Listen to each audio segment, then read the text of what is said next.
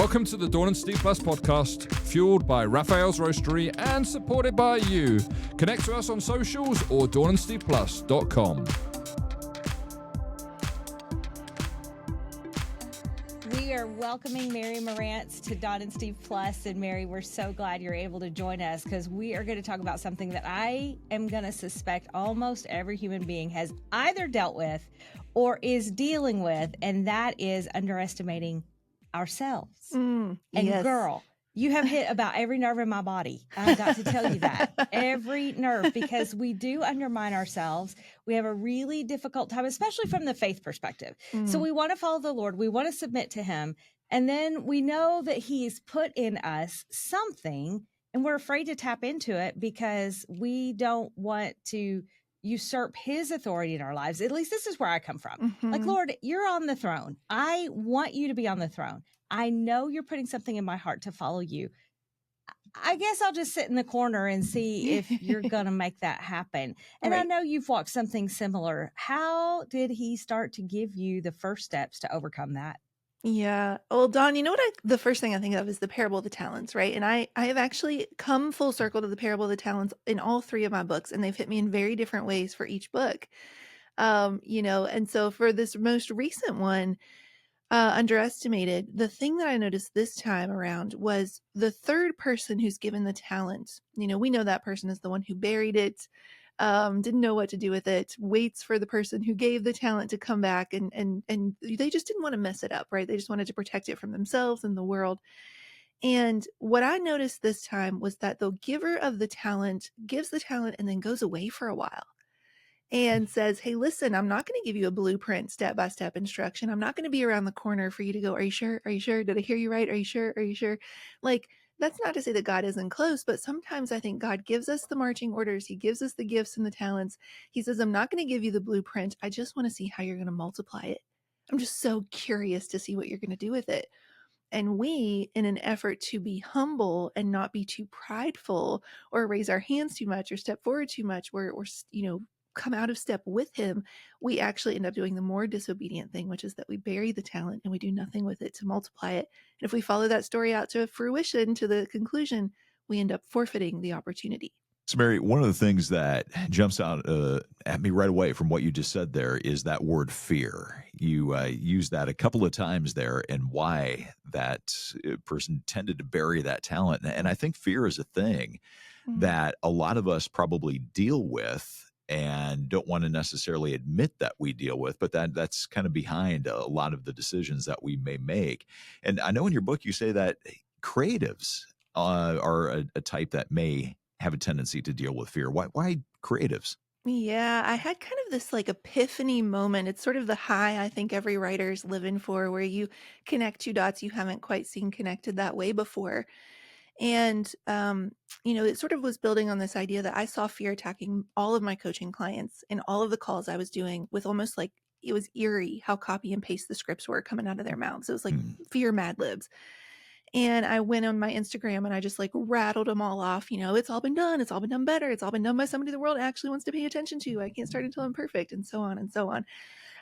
And then that led to that epiphany moment I mentioned, which is, what if fear attacks creatives in particular because it is jealous that it itself is not creative at all? If one of the first forward-facing character traits we learn about God, well, the first one we see is that of creator, creative. And we, being made in his image, are inherently creative. We are made to put good things into the world and call them good. Then it would make sense that the enemy of that, the opposite of that, the absence of that, would not be creative at all.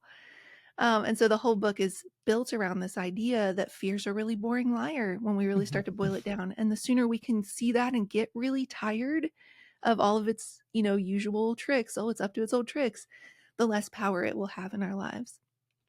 That's pretty amazing. So on your website at marymarantz.com, you have a quiz, and it talks about the different things that you could see yourself doing, like the DNA that the Lord has put into you as far as the creative space. Yeah. And one of them is writing a book. And it's interesting that you would put that up there. And when I did the quiz today, by the way, I did not say to publish a book, but it is something that I always thought would be super curious. And Mary, that's always been my response. Somebody else has already done it. They've said Mhm. it well because they're educated and they're a writer and they've done it very well. Why would I want to go and try to reinvent that wheel? Yeah. What that fear in us, it may not be a book that he really is enabling me to do, but it's plenty of other things that I do sideline myself with fear. And when Mhm. you recognize this in your life, what was the first, how did you get tired of hearing that voice? Mhm. Well, I mean, when we think about it, right, that idea of, oh, it's all been done better. We have this idea in our head that someone else will always show up better than we would. Whether we feel like chapter 4 is second guessing is a missing handbook. They got the handbook, they got all the information we somehow missed. Chapter 5 is not enough as a blank space. Maybe they have these qualities that we feel like are lacking in us, that they're more outgoing, they're more confident, they're more extroverted, whatever the case may be. And then, on and on. Chapter 6 is imposter syndrome. We feel like a fraud, etc. But really, we're afraid of showing up and being seen. We think it's all been done. And it's a really tricky lie that fear uses, especially on Christians, because what it does is it allows us to go, oh, I'm going to be the servant-hearted one, like I mentioned before. I'm going to shove other people into the spotlight. In fact, on my quiz that you mentioned, Dawn, a lot of people will initially mistype, a lot of Christian women in particular will mistype as the masquerader simply because that is so much in the culture that we're taught that we should hide in plain sight and shove other people into the spotlight because it is the selfless thing to do.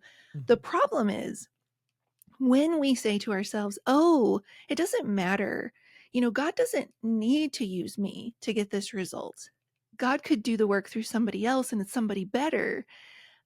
What ends up happening is that we miss the point because sure, God could just snap his fingers or blink his eyelash or whatever, the tiny tip of his finger, and it would be fine. And he could do it on his own, but he chose to co-create, and he chose to co-create with you. He created and laid out good work for you in advance, for you on purpose, for a purpose. And so when you say no, when you shrink back, you're not allowing that work to work on you.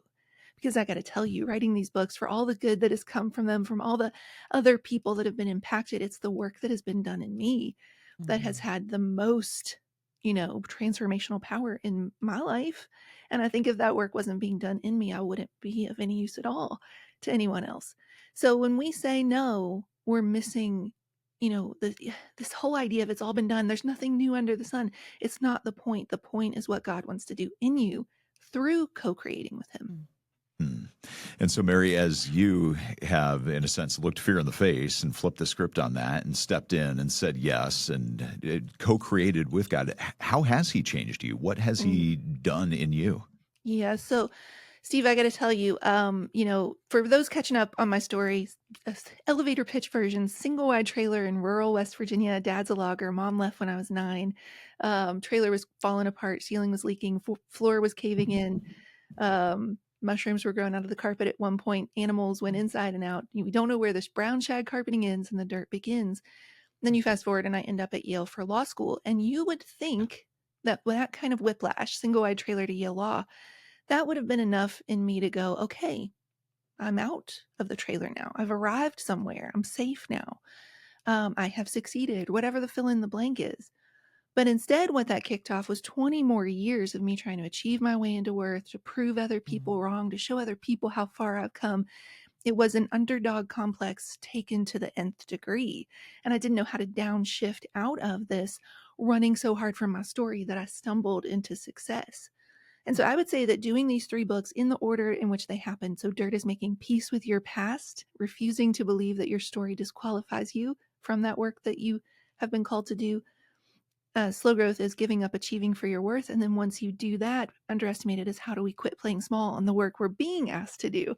And so for me, the work that has been internal is that proving people wrong is really a powder keg. It is an internal combustion system that works really well. It'll get you really good results. It'll get you these bursts forward. But then we cannot be surprised when it leaves you this burned out hollow shell of yourself in the process. And if I am going to go far as opposed to going fast, if I'm going to do the work that has been created for me, and I feel like I've got 100 more books in me that I want to do, then I need a jet fuel that is far more sustainable than this powder keg of proving people wrong. I need purpose. I need to know that this is about something bigger than me. The only thing that got me up off the floor 12 hours a day for 12 months writing this book was the people that it might help. It wasn't any gold star I was going to get. That didn't work. That was not effective.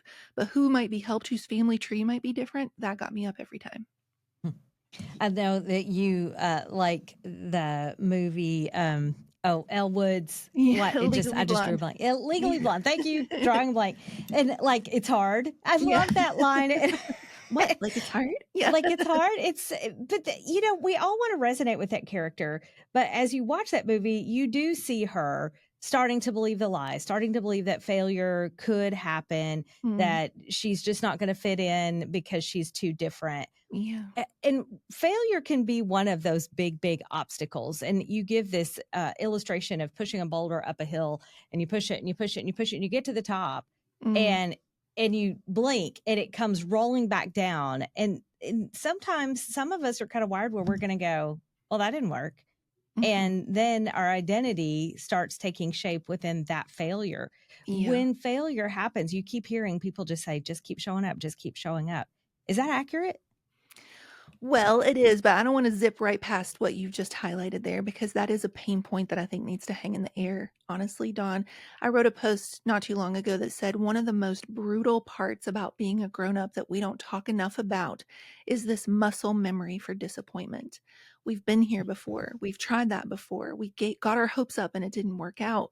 And if we are not careful, that instant sting of letdown can turn into a chronic case of give up. Right. And so I think that there is something to be said of just acknowledging the disappointment, right? Like anytime we try to not feel our feelings and move past it too quickly, that is not going to allow. That's how we fail at failing. It's one of the ways we fail at failing. Science actually backs this up. If you numb out and go, well, I didn't really care about that anyway, or I don't think I used to want to do that, but I don't really want to anymore, or it was everybody else's fault, not mine. Or if you go to the other extreme and go, I failed, therefore I must be a failure. In any of those cases, we actually fail at failing, because what it should show us is that A, we cared enough to try. B, we're going to go through the long haul work, this relentless butt in the chair, thankless, day after day, long, lonely, dangerous ledge work that is going after work that matters. And in the process, the work will work on us. And it says to us, like, anything that's just sort of handed to us, we would not steward very well. I say you want to look at anything like, fruit that's going to rot on the vine or turn to scorched earth, give it to the person who only showed up for the harvest. So when we are taking our time, when we're trying things and it's not working, and we start again and we move forward, this time with better information, what we have to remind ourselves is, wow, good. I'm being prepared so that when I stand in that place, I will have not just the craft, but the character to actually be able to support it. I think a lot about David in the field, who was not just underestimated. They forgot he was even there. Yeah. Oh, right. We have another son. Right.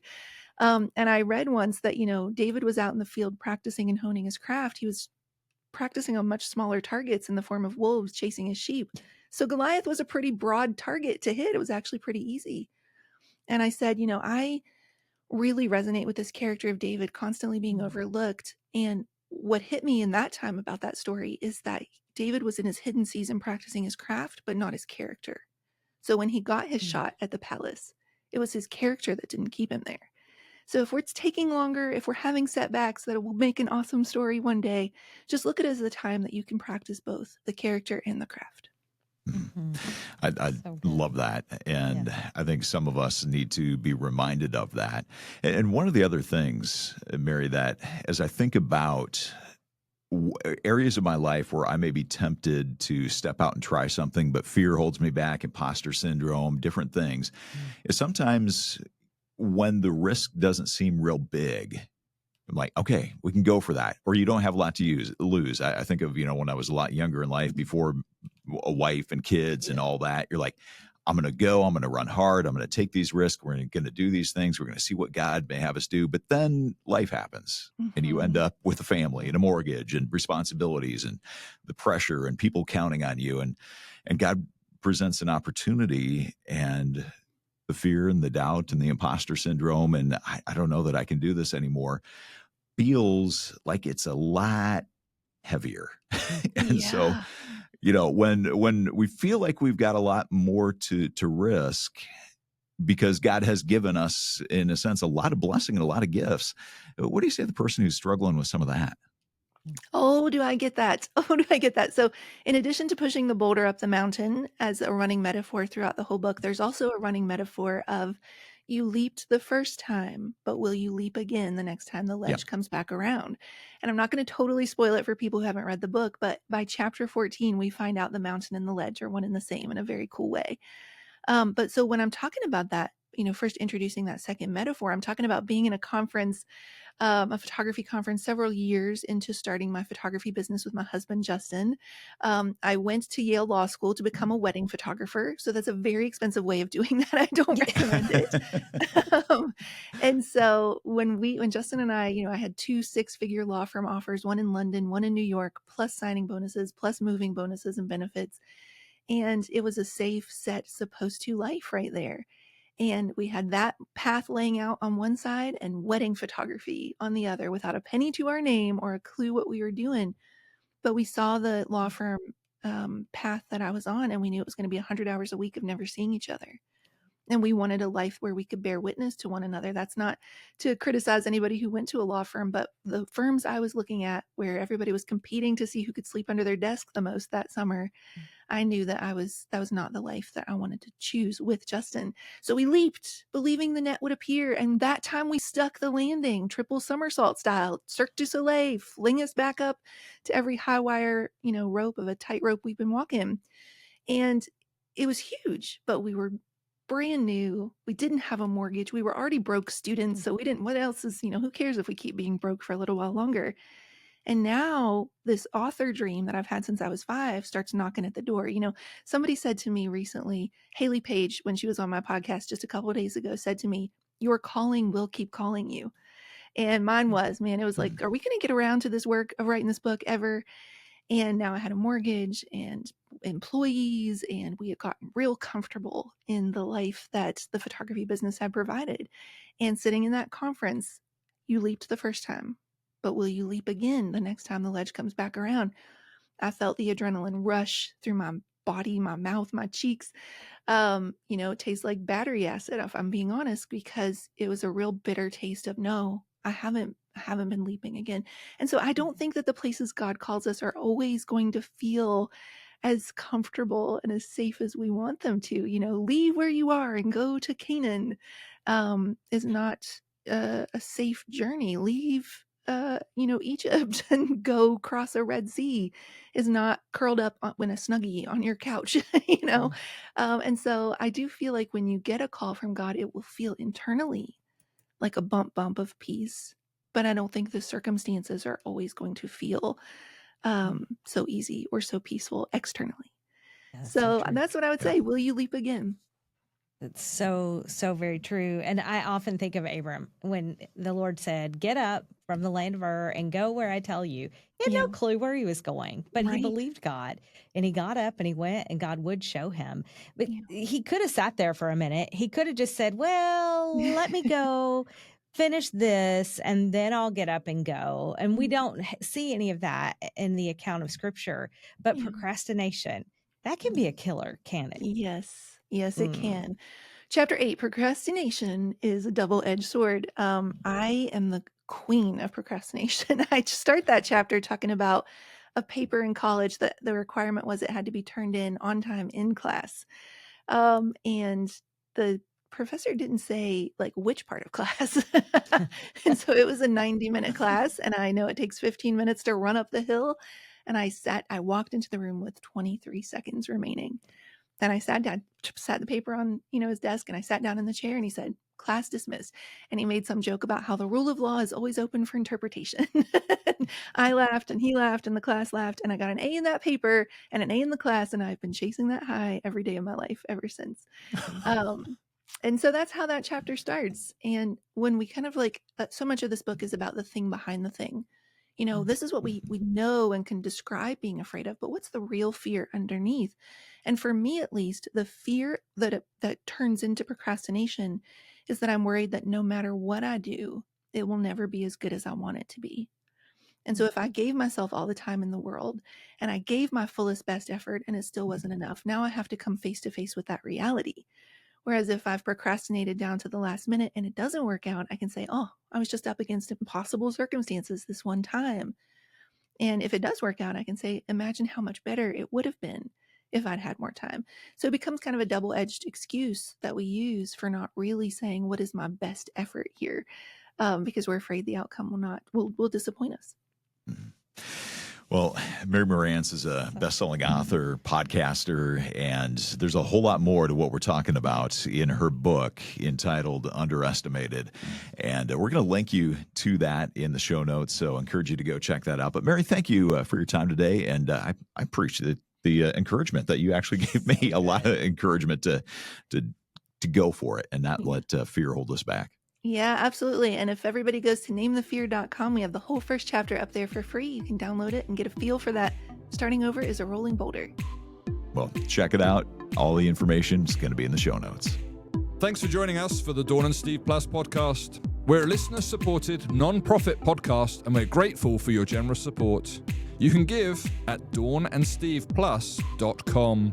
Our producer is yours truly, Stephen Briggs, with assistance from Chris Westmoreland. Please like and subscribe to Dawn and Steve Plus anywhere you get your podcasts and on all our socials. Links to what we talk about and to Raphael's Roastery are in the show notes below. Thanks for joining us and being our plus one.